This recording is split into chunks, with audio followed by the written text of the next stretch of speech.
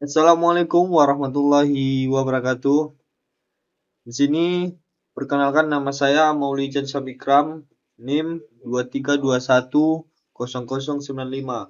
Di sini saya akan menjelaskan beberapa algoritma jaringan syaraf tiruan dari tugas kecerdasan buatan. Ada beberapa algoritma jaringan syaraf tiruan. Yang pertama ada HEP, kedua ada perceptron, ketiga ada backpropagation. Di sini PowerPoint-nya, algoritma jaringan syaraf tiruan meniru cara kerja otak manusia untuk memproses informasi. Algoritma ini esensial untuk pengenalan pola dan klasifikasi data. Pasar AI global diproyeksikan mencapai 1,8 triliun US dollar pada tahun 2030, menunjukkan relevansi GST. Yang pertama, pembelajaran HEP, yaitu sejarahnya. Algoritma HEP dikembangkan oleh Donald Hebb, seorang psikolog Kanada yang memperkenalkan konsep ini dalam bukunya yang berjudul The Organization of Behavior pada tahun 1949. Konsep utama dari Hebbian Learning adalah bahwa jika dua neuron aktif secara bersamaan, maka hubungan antara keduanya akan diperkuat. Ini menjadi dasar dari pendekatan pembelajaran dalam sistem saraf tiruan dan merupakan salah satu teori paling awal dalam pembelajaran mesin yang terinspirasi dari proses biologis otak. Prinsip kerja dari HEP ini yaitu menyatakan bahwa neuron yang aktif bersamaan akan memperkuat koneksi sinaptiknya. Dengan kata lain, jika input dan output aktif secara bersamaan, maka bobot koneksi diperbesar. Penggunaan dari algoritma HEP yaitu digunakan untuk memori asosiatif dan pengenalan pola sederhana. Algoritma ini adalah dasar teori untuk pembelajaran adaptif pada jaringan saraf. Kelebihan dan keterbatasannya yaitu kelebihannya ada di sederhana dan biologis, sedangkan keterbatasannya tidak bisa melakukan koreksi kesalahan atau belajar dari target. Yang kedua ada algoritma perceptron.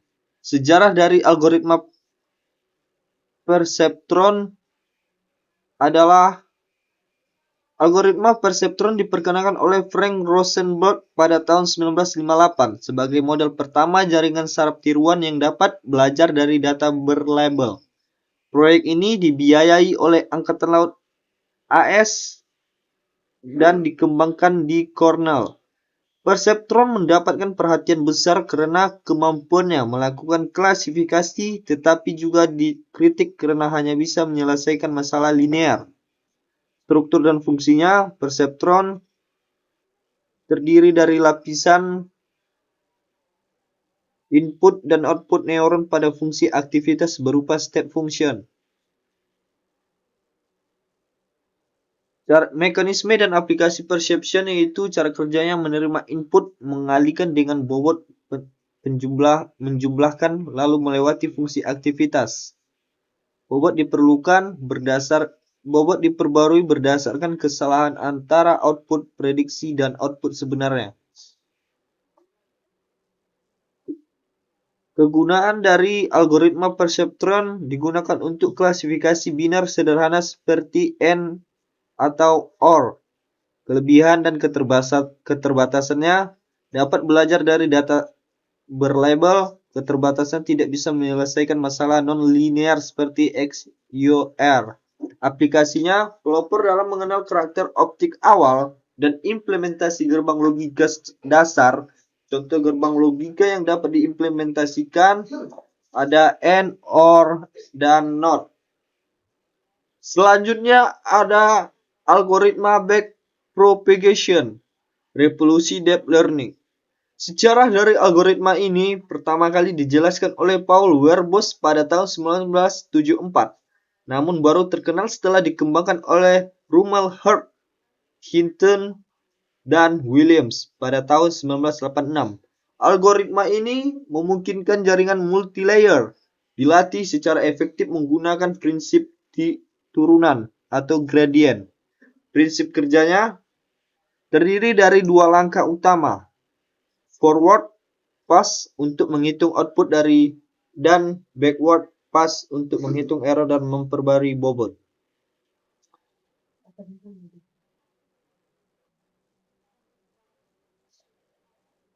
Kegunaan dari